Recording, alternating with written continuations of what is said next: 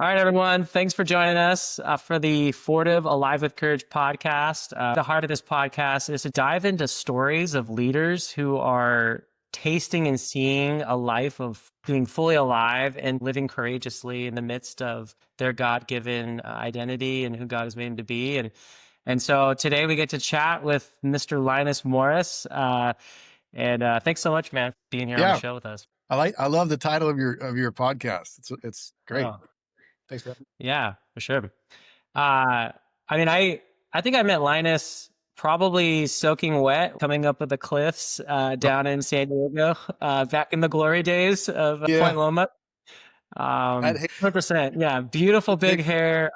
Yeah, Your sister, I think Catherine, was out there all the time yeah, yeah, surfing. yeah. Yeah, and I remember her being out there a bunch. And yeah, I just remember you, big hair, big smile, maybe even bell bottoms. I had times I can't remember, Oh but no, I think I did. Because my wife, when she first met me, was like, "Are those bell bottoms? We got to change that." I in don't the know. early 2000s. Yeah, that's why you get married because they got some good ideas. I love that. Well, like, yeah, I mean, so that's like I knew of you and I knew your name because it's super unique, but I didn't really know you that well. And then um, recently just got connected through a mutual friend of ours the last 3 years, James Chambliss, and he just said your name, that you were leading this group called Adventures of the Heart, and I was like, what? There's not too many Linuses out there. I wonder if it's the same guy, and sure enough, it was. So it's been so cool just to reconnect for the Yeah, last couple of years, and super um, cool. yeah, man. As we have reconnected, it's brought up some curiosities just around where you've come from. I know you're a missionary kid growing up. Yep. Um, and I've seen sort of the relationship you have with Jesus and how you walk with him, and it's really cool. And so I really want to get into that today. But I'm just curious, was it always like that? Like, or what was it like just growing up No. on the missionary frontier? And yeah, I'm just super curious about that, the origin Yeah, stories. I grew up missionary kid in France, and then Hmm. about 15. Kind Yeah. of came back to Southern California for high school, and went to Point Loma. I'll tell you one really fast story though. I remember checking out Point Loma, and there was like this perfect northwest swell coming in, like abs and subs were breaking. My dad was running around the track, and he's like, "Hey, I'm gonna run a little bit, and then you pray, and then let's like talk if this is where you should go." And so like I'm literally just watching these waves come in, and just in awe of like this incredible swell, all these guys surfing.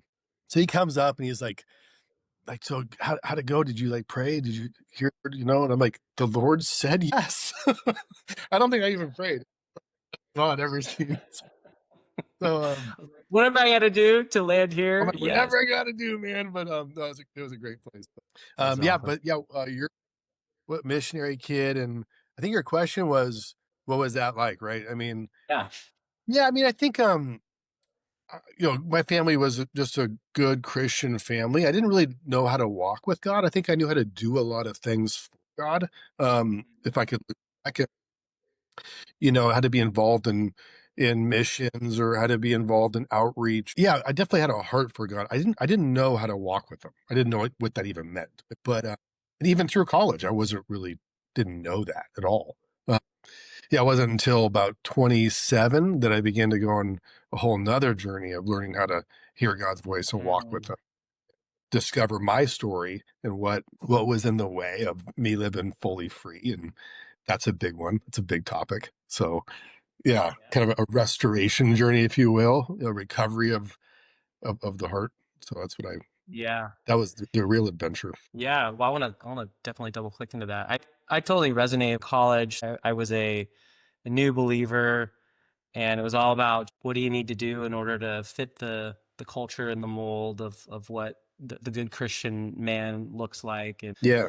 And it served that time, for sure. And I mean, we're gonna talk about this in a minute, but like that whole idea of how do you practically walk with Jesus through the ups and downs of life in an intimate, real relationship with him. Yeah. The last couple of years have been a game changer for me. But yeah, like I'd love to hear what happened like 27 for you. Yeah. I mean, I was, after college, I had no direction. I had a Volkswagen bus, 1970 camper. I literally lived in it in the flex housing garages, like, flex housing at Point Loma. Like my buddy was married and had it had like the garage. I'd park in there. I lived there for like 6 months, like peeing in a big gallon jug and just like hanging out. I didn't know what I was gonna do.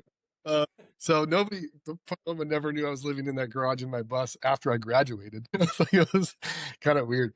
Yeah, I mean, after that, I just kind of wandered for years. I was really into adventure. Like growing up for me, I really wanted to do a lot of adventure, and my dad was really too busy doing ministry to do that, which was Mm. a real blow. Because I mean, so as soon as I graduated, man, I was like, I am gonna have as many great adventures as I could possibly have. So I was going to Maui all the time, surfing out there, kite surfing out there, got really rock climbing and mountaineering, pursued that. I mean, my 20s, I didn't even date in my 20s. 'Cause all I wanted to do was just do adventures. So cool.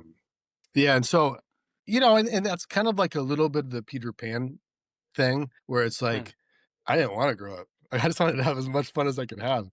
So yeah, that was a lot of my 20s.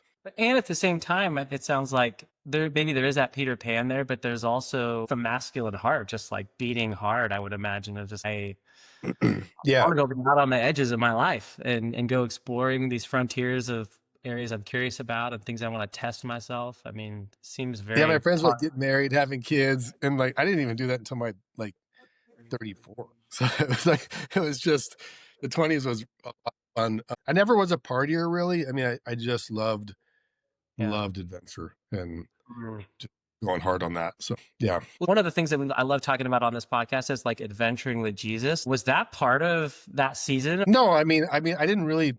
I go to church sometimes, but to be really blunt, I didn't see a lot of like masculinity. I mean, just a lot of real dudes, and it was it was really confusing because it's like, hey, I love God, I want to follow Him, but I go to most churches and the leaders, I just didn't. They weren't the kind of guys I'd be like, yeah, I really want to like walk with that guy or follow him or hear from him. I just nothing. It didn't rile me up because I was really in these camps that were very with a lot of really just adventurous dudes. It was kind of this dichotomy of two worlds that I was like, why isn't there more of this over here? Where in the world, I just didn't see it. I just kind of floated through those years. I mean, I'd say I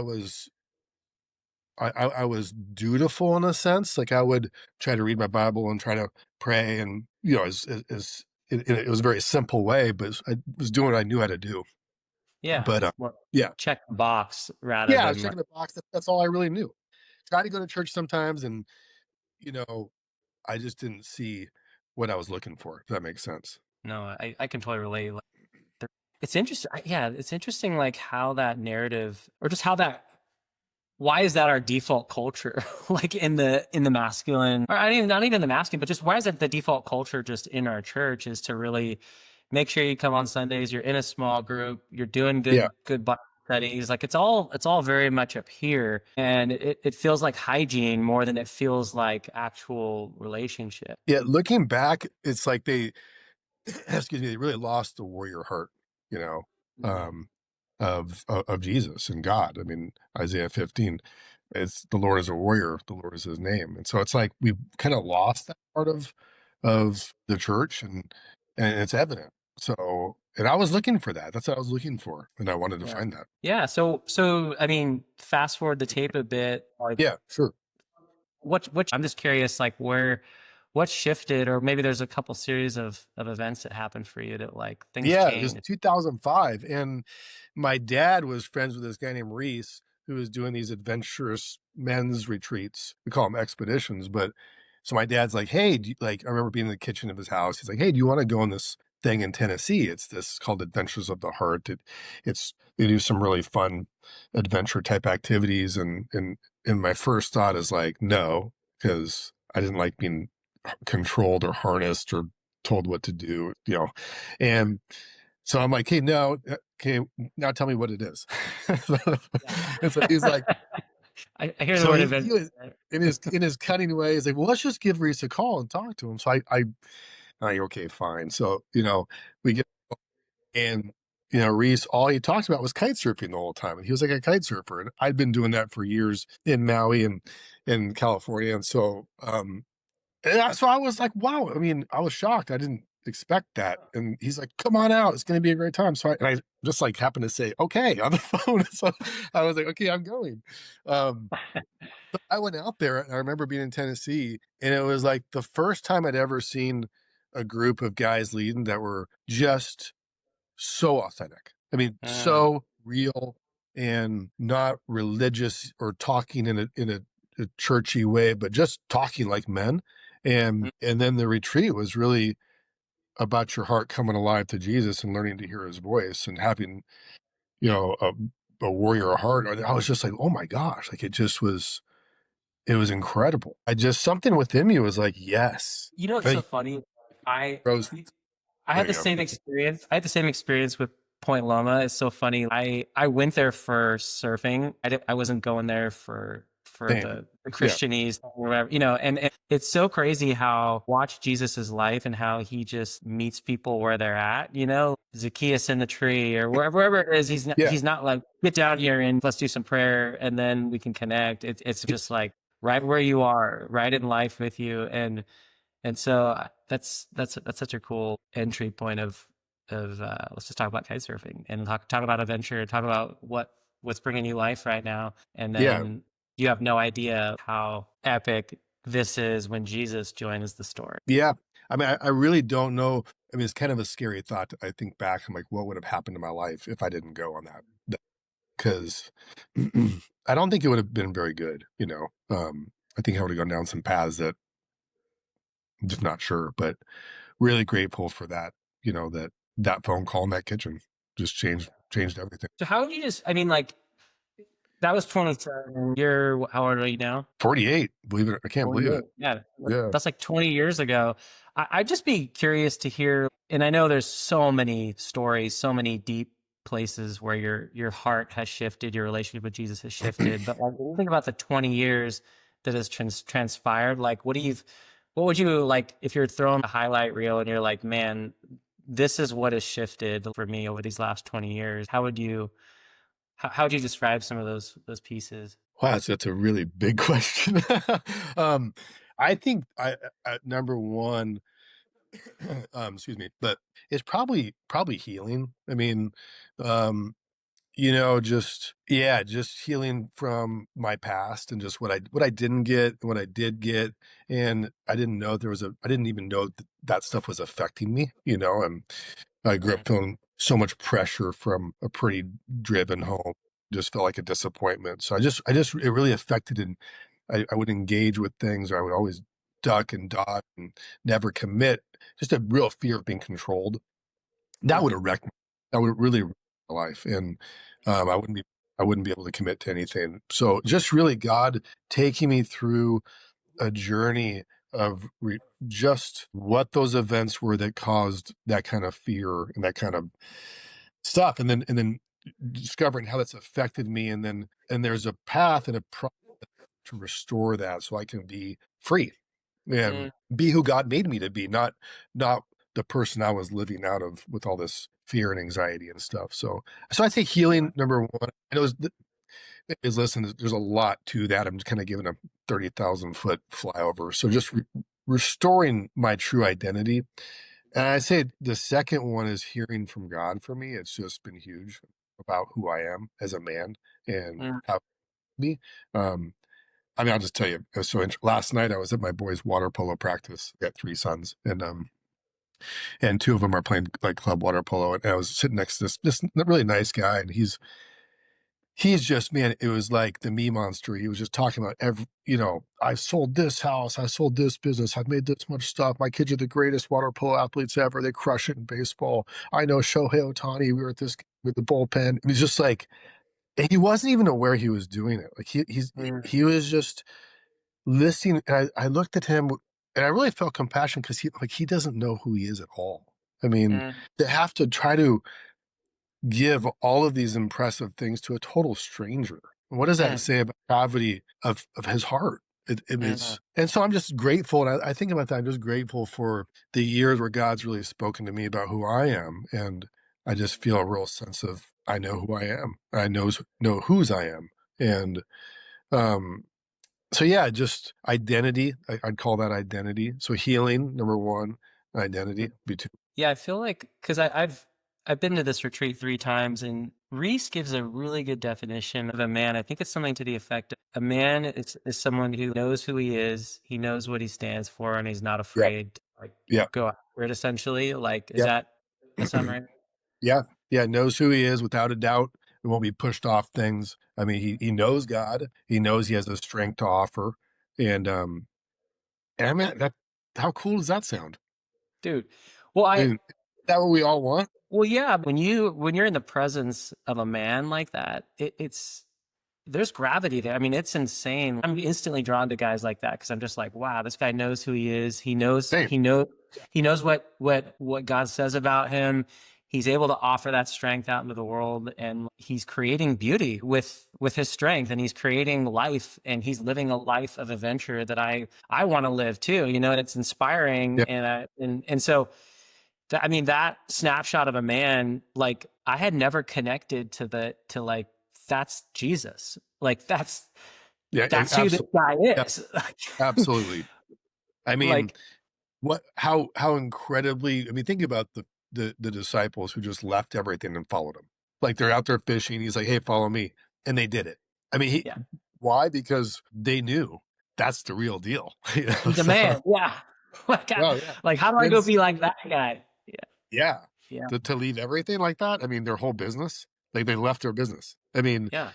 he was probably the most winsome, strong, courageous for fishermen who are, tough dudes to follow, to leave everything. I mean, oh man, he must have been incredible. Yeah. So, And then for God to be like, and I want to make you like him, yep. like Jesus. Wait a minute. Like that guy, like the guy that like people would leave their jobs for to go follow. You want to make me like that, you know?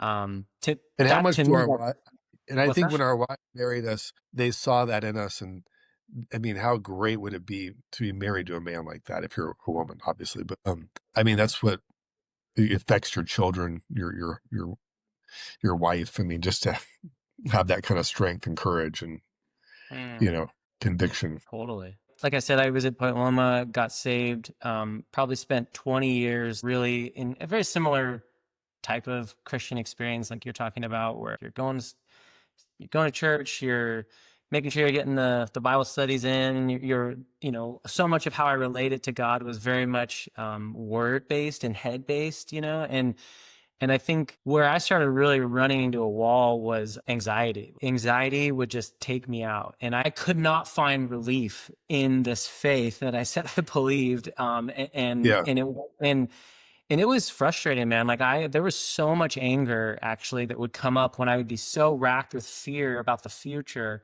and I just wasn't equipped. I had no idea how to handle it, Right. and there's the classic verses like take every thought captive and submit it to Christ and these things, Yeah. and it's like, and there's that is still the truth, but I didn't know actually how to use that tool in a sense to find relief from that anxiety. And I would say there's a couple really key components among many that happen at this Adventures of the Heart retreat that I went to. But um, one of them was understanding the larger story. Like Mm. I had no context for this larger story that my life had been dropped into. And Reese says it in a really fun way. He's like, imagine walking into a movie 20 minutes late and you have no idea who the enemy is, who the heroes are, Yeah. what the context of the story is. And you end up spending like most of your time just trying to figure out like what this movie is doing. Right. And honestly, it was such a great analogy because I was like, yeah, you're right. Like I just feel like I only understand one little sliver of this like faith driven Christian life, and it doesn't seem to apply to some of these really like heavy, hard areas of my life in a meaningful way. And so I mean, I just love to hear you describe the larger story. I know it Yeah. has 4 acts and all the things, but like it'd be great like if you could just help orient people, I think, to Sure. like this larger story. Yeah. I mean, I mean, yeah, we really do live in a much more epic unfolding drama. And Mhm. we do get lost in the weeds of just like being busy through life. And you go and you do a little duty here, a little service over here. But so what is this story that we're in? I mean, I love Lord of the Rings and Samwise Gamgee said, what sort of tale have we fallen into? Mhm. That's really a great question as Christians. Like what tale have we fallen into? Like, what is the story that we're living in? And if you just get a little scripture here, that's great. But to zoom out 30,000 feet there's an overarching story that God's telling. And it starts, we use it, do it like acts, like a play, like act 1, 2, 3, and 4. So act 1 would be like the heroic fellowship. It's the Trinity, your Father, Son, Holy Spirit, this adventurous, wild, deeply relational Trinity that's always existed, which kind of blows our finite minds. It's like, how could, I think about it sometimes like that is just wild. So you have this heroic fellowship, and the first thing the fellowship does is create angels.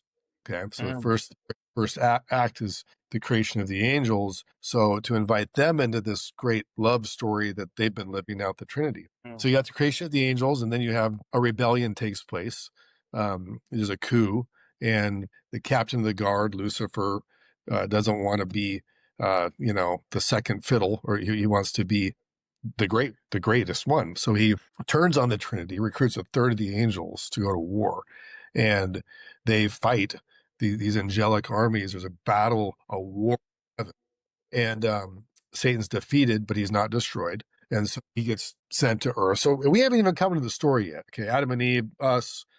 There's so much that happens before we even come in. You have this Trinity, you have these angels, you have this war that takes place, and then entrance of evil would be act 2.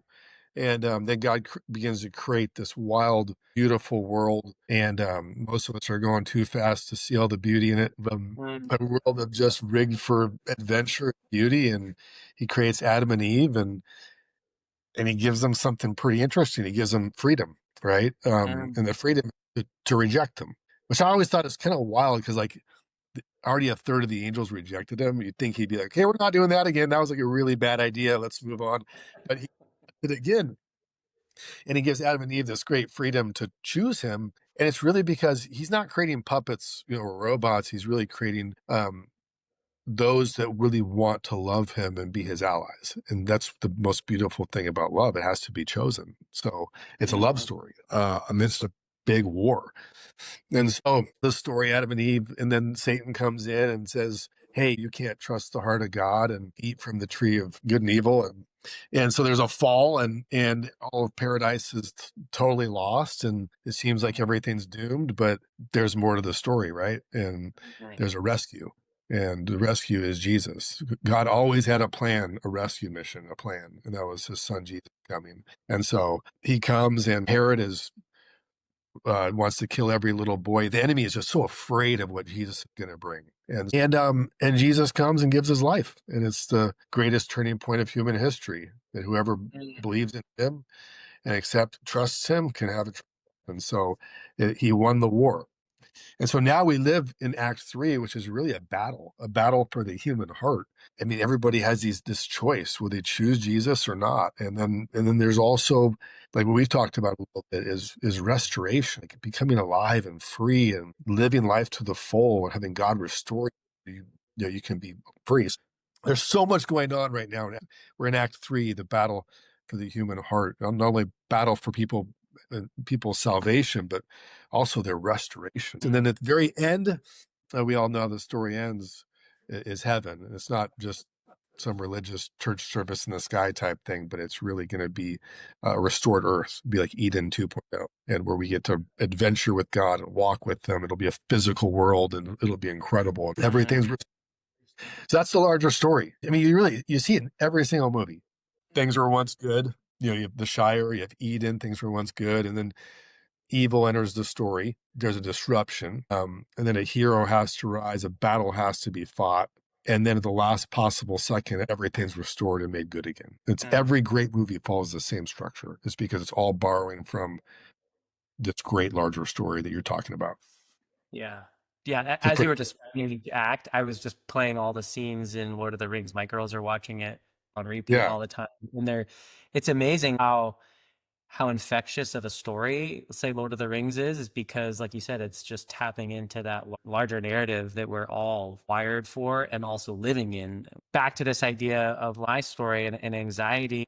I had no idea that Act 3, that war that was on my heart. Like, I was like, I didn't even have a category for that was a piece of what's coming against me. And I don't want to just double click there for a second for people that are struggling with anxiety or they're Yeah, struggling with emotional burdens or they just feel like they're getting taken out all the time. That like there's something happening in yeah, that war for your heart that I think would be worth diving into a little bit more. And I can sure. share too about how it practically plays out in my life, but I just would love to hear what's happening in that. And then also like, what do you do? Like when this is coming on you, like, Let me ask you a question. Were you ever yeah, taught growing up, all the years, how to actually really fight for your heart specifically? no, See, I never. Just wasn't. didn't.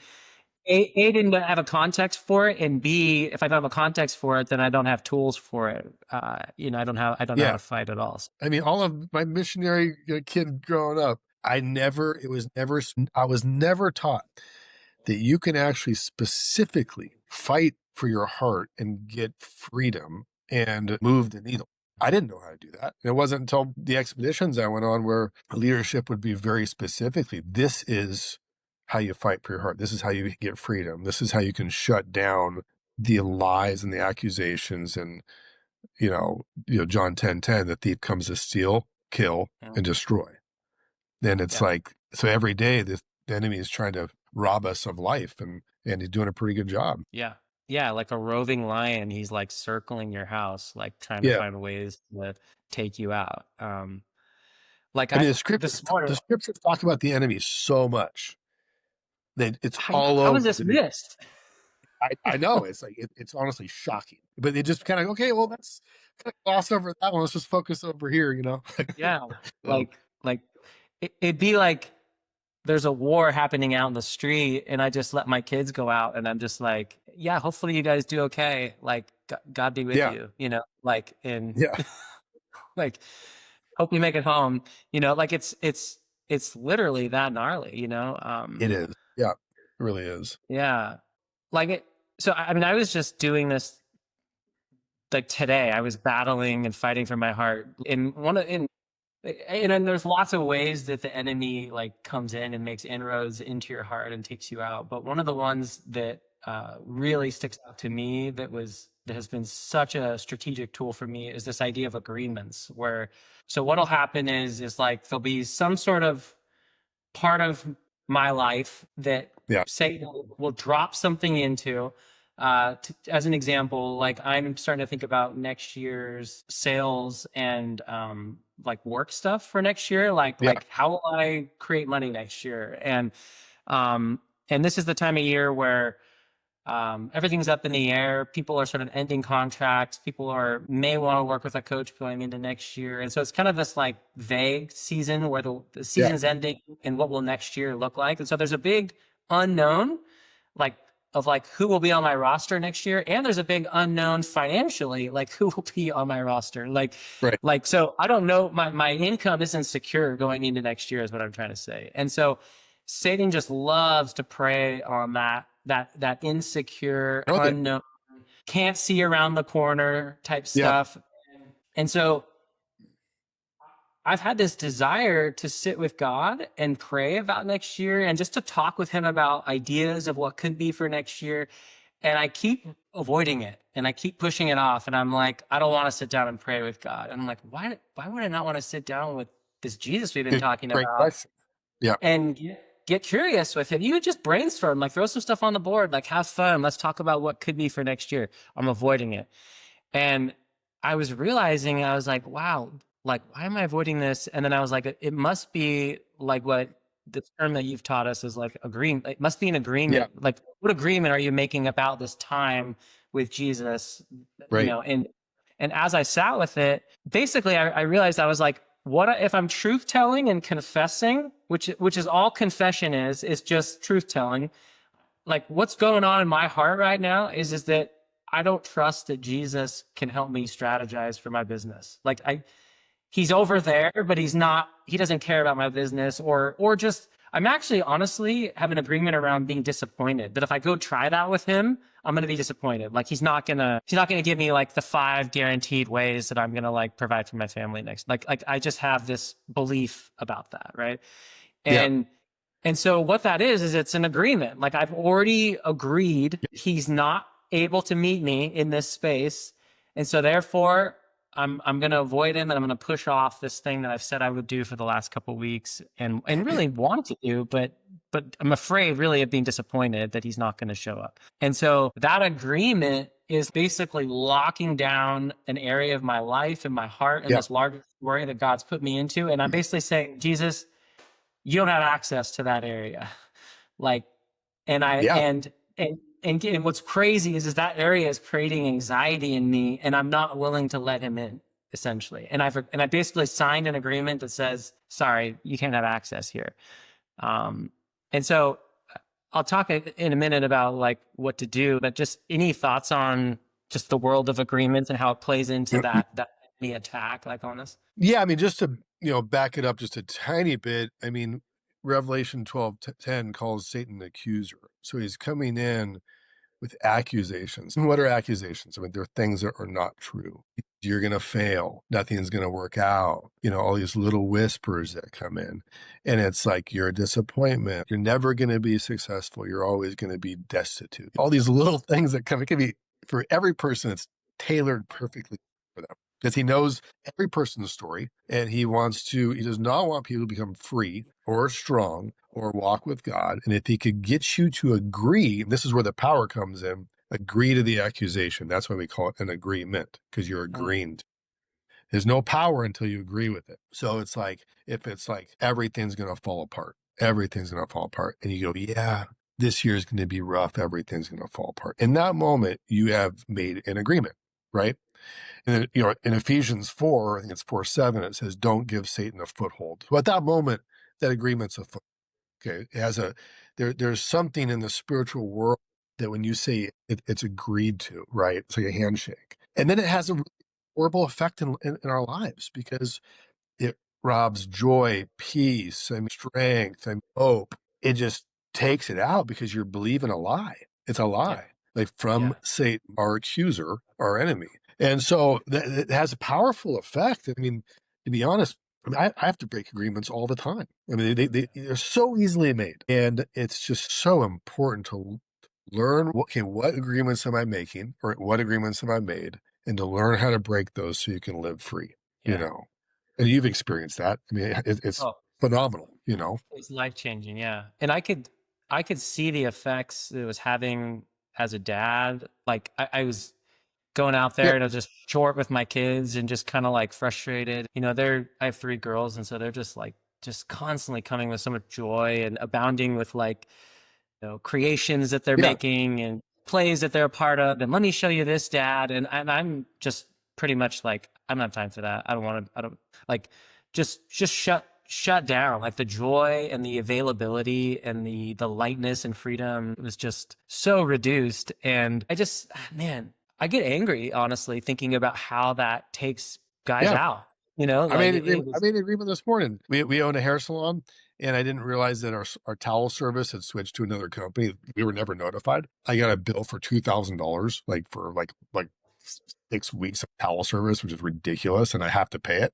And then sure enough, the little thought came in: you're never going to get ahead. Like every time I try to get ahead a little bit, it's like another thing. Man, I'm never going to get ahead. Yeah, I wanted to buy a couple of dirt bikes for my sons, and it's like, Dad, there goes the dirt bike money. Never going to get ahead. And it's like, that's a total agreement. I mean, that is a godless way to look at life. It's faithless and godless. It's not factoring that I have a good father that loves me. He's my provider, my protector. It's just all up to me. And so that's exactly what the enemy wants, is to keep us in that corner where we're just, self-reliant and believe in all kinds of lies. yeah, alone, self-reliant. It's all on you. Um, and usually full of fear and racked with Yeah. And then anxiety. a man will never be a in the larger story. See, in the larger story, we're meant to have a really powerful role to affect the people in our world, realms of influence. If we're believing a whole bunch of things that are lies, it's really hard to be effective for God. Yeah. Which I think really illustrates what happens when we've been dropped into this larger love story at a time of war where we are meant to heroically walk with Jesus into some of the most incredible adventures of creating restoration, hope, goodness, like all the things that we dream of, that epic marriage you want, that those epic Yeah. kids that you want to walk out into the world. I mean, all that is like the stage has been set. And then our hearts get taken out with these agreements, Yeah. and we end up living smaller, reduced, like, I mean, how would you describe that life that we end up settling for? Like, we've talked about it as like the smaller stories of life, but I mean, Yeah. it, I mean, it's like, if a man's just been beaten down by agreements, I mean, for one, there's probably a timidity, fear based, very little risk taking. Because yeah, if you made a lot of agreements, it's really hard to step out into risk. Which is, if you look all through the scriptures, that's God is always inviting people into risk taking. I mean, there's just countless things. I mean, there's very little life, very little joy, because you're just getting beat down by the oppression of lies. And John 10:10 is just one of my favorite verses. The thief comes to steal, kill, and destroy, but then it says, "But I have come that you may have life, and life to the mm, full." It's like two wow, juxtaposing things, right? And it's like, yeah, you're not going to really have a very full life if you're getting hammered by agreements. So on the expert, we teach guys how to fight. That's one of the great tool sets we give guys. yeah. Well, it's really like, how do you have a strong heart? I think for me in this whole like formative coaching journey, when I invite people into risk, into adventure, into things they've never done before at home or their business or their kids or whatever it is, like I came from 6 years of working with a corporate executive coaching firm, and we were really good at inviting people into the unknowns or outside of their fence, as we call it. But what I really came to notice in my own heart is if you don't have a strong heart that's buoyed, alive, full of hope, like running on love, that you're loved internally by the fall, like good luck on trying to go be courageous, because it's such a shallow pool from which you're jumping, and it's often done in fear. Like courage then is just like pull up your bootstraps, get the F out there and do the thing. And it's all fear based in the way that you're approaching risk or adventure or those hard deals or whatever it is that you're trying to conquer in life. It's all done from a spirit of fear. When in reality, it could be done from a spirit of love, where your tank is filled, like you have a full whole heart that is now going out into the world open for business when it comes to risk, and you know who you are, you know what you stand for, and you know where God is in the midst of it. Like, so it's just a totally different life. Yeah, and you're not trying to be brave. You're not trying to be. You just are, Yeah, because you have such a huge reservoir that God's been validating you as a man and telling you who you are, and you're winning battles for your freedom. The accusations and the agreements, that there's such a giant reservoir and pool that you don't even have to try to be brave. You just are. You know, yeah. you don't have to be the guy. You are the guy. I mean, that's what the offer is, you know, to be true, like Jesus. That's such another key element. Like there's learning how to fight for your heart, but then there's also learning how to hear the voice of God and what he says about you.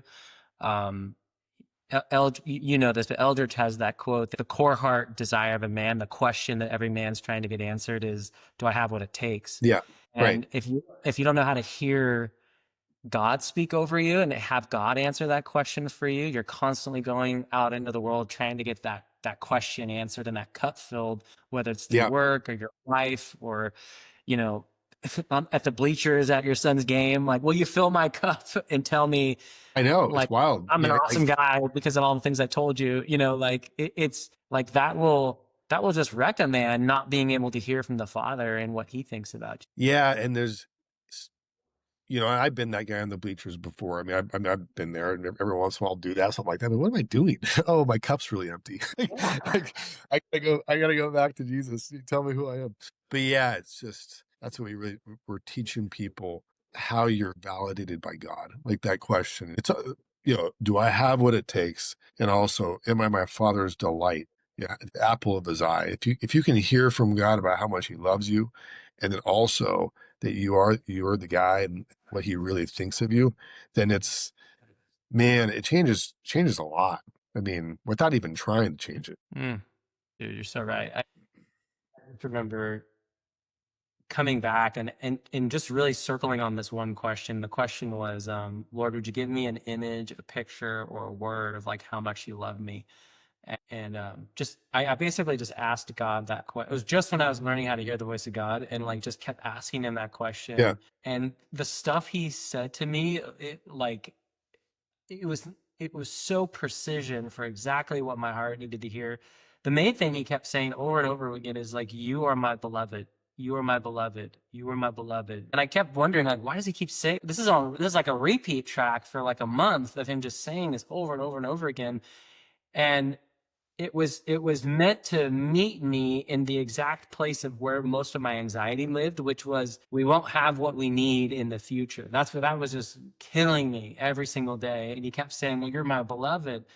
And as I started letting that just sink further and further and further into my heart, it dawned on me. I was like, wow, like if I'm his beloved, is he going to leave me twisting in the wind 3 months from now, like without resource to feed my family and to care for my family? No, you, No. that's not, you don't, if you're beloved in someone's eyes, that's not how they treat you. They don't just flip you out into the wind and say, hope for the best, man. Like, so Exactly.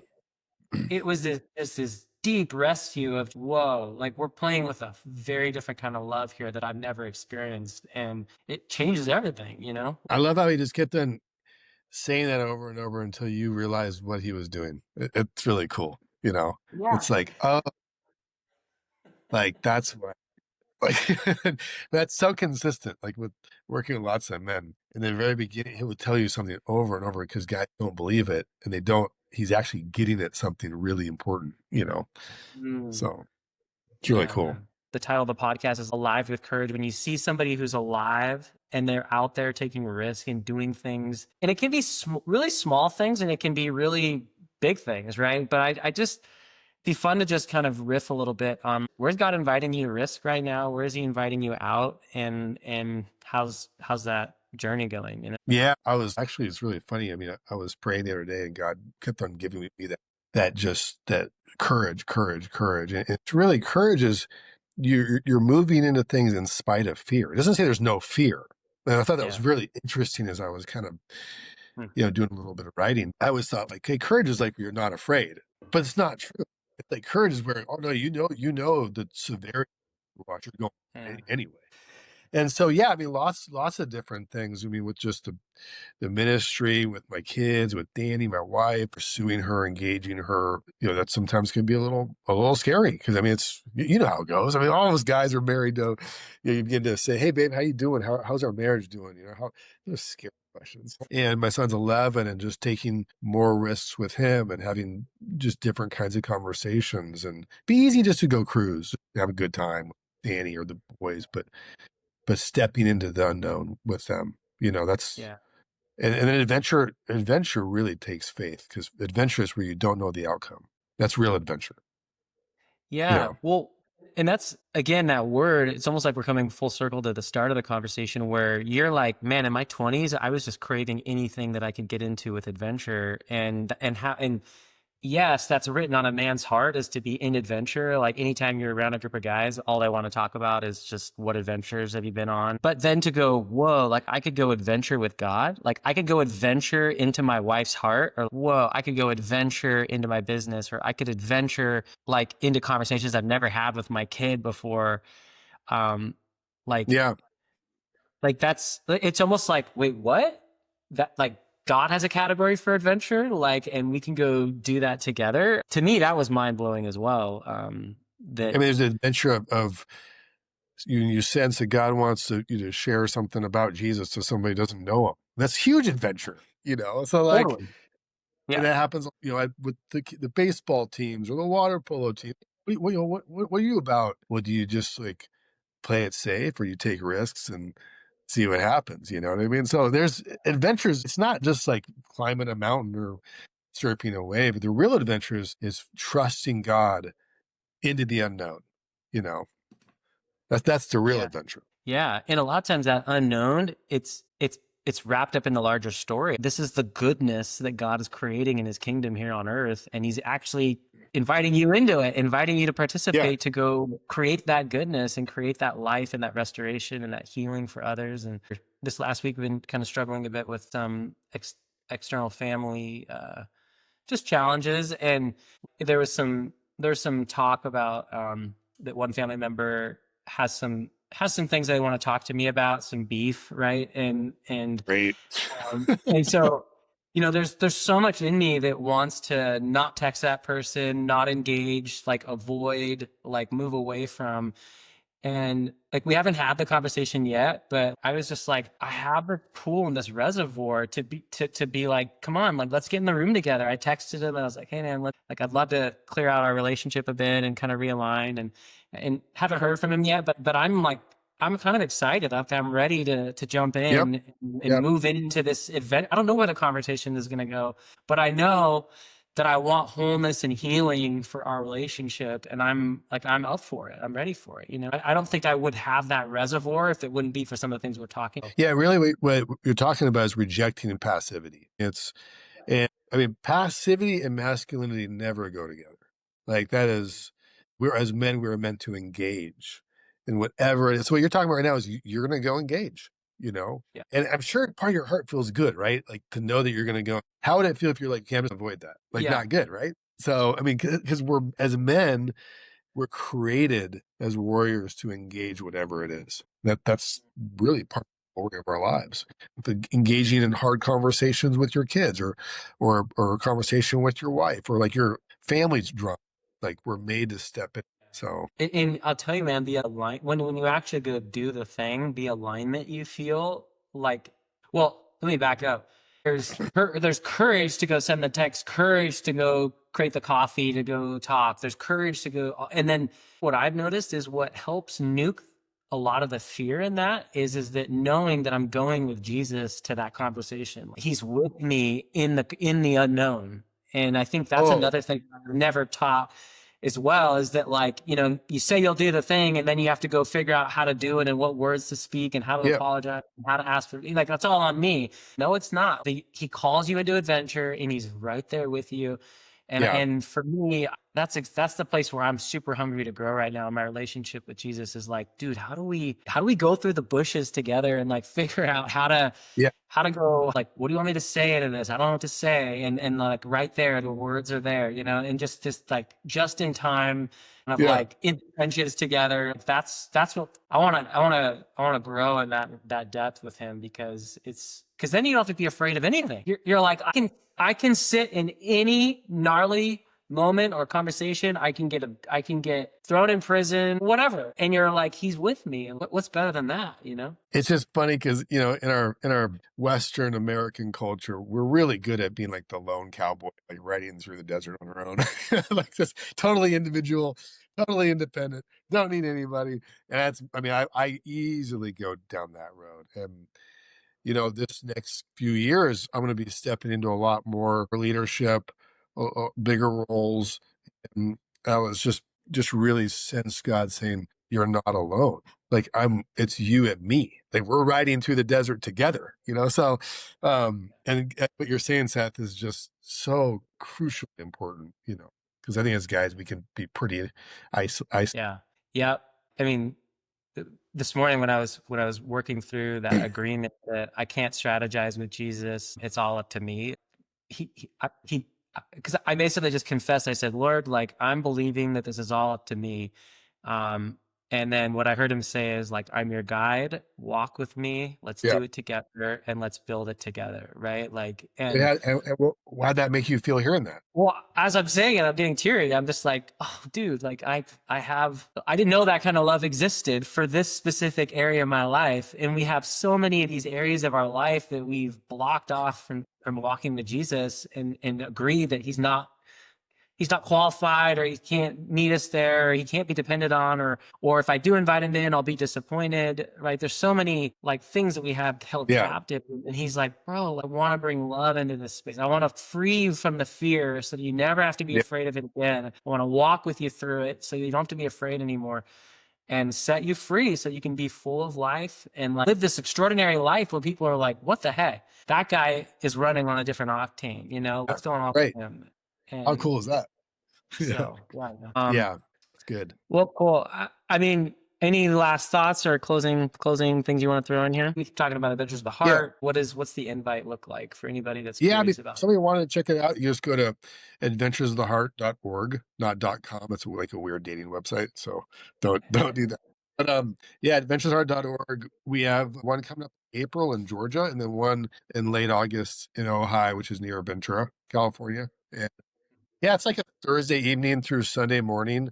Um, it's not like a church retreat. It's just, I mean, most guys walk away saying that was three of the most breakthrough, powerful days of my life because they get free from a lot of stuff and they hear from God, and it's just, and they get some real tools, like tools that you and I talked about we didn't grow up with. And it's just Hmm. really great to give guys like a tool belt of like, hey, here's how you can walk with God and live like a really free life and a strong life. And so that's what is on the retreats. Yeah, Yeah, so check it it's out. so transformative, highly practical. You're leaving with epic tools to help live that free and light life. And I, I've been 3 years in a row. I don't plan to stop coming, like just because it's evergreen content that just keeps feeding, and you're in a different season every time you come, and just some powerful times alone with God, and then back in group session to retool, epic conversations with guys around the fire, and